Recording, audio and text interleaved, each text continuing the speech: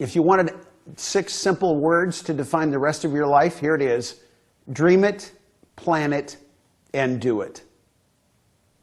Solomon, the great Old Testament source of wisdom, wrote in Proverbs 29, verse 18, as recorded in the Message, if people can't see what God is doing, they stumble all over themselves.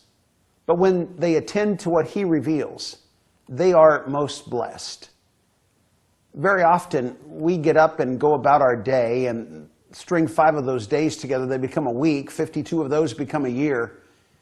And for a lot of people, just showing up and going through the motions defines the bulk of their lives.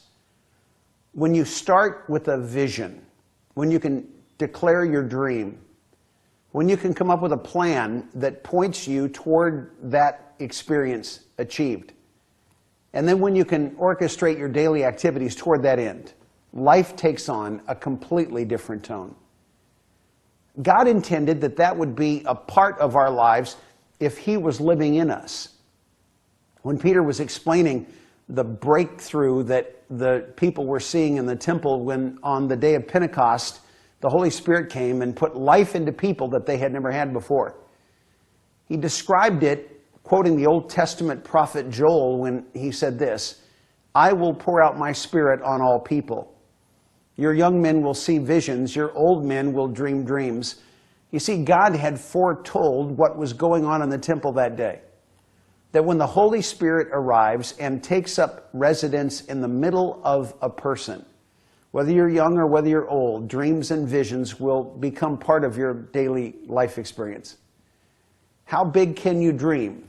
How much is God willing to see us swing for the fences?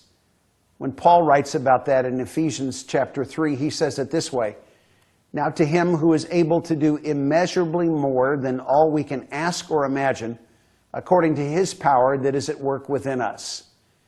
You see, you can't outdream God.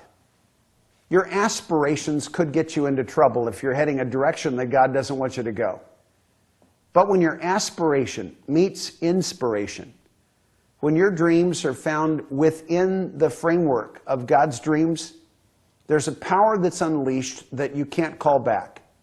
A potential is now in play that can make the impossible expected.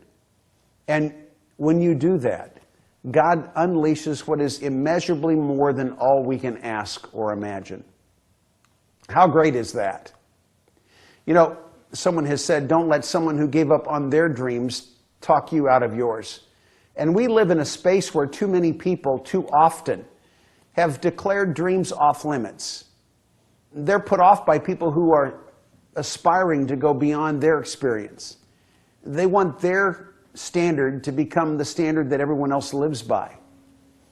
And when you begin to define and pursue your dreams, you're going to find yourself at odds with some people who are more likely to be comfortable with the status quo than imagining what's possible in the big picture of their future.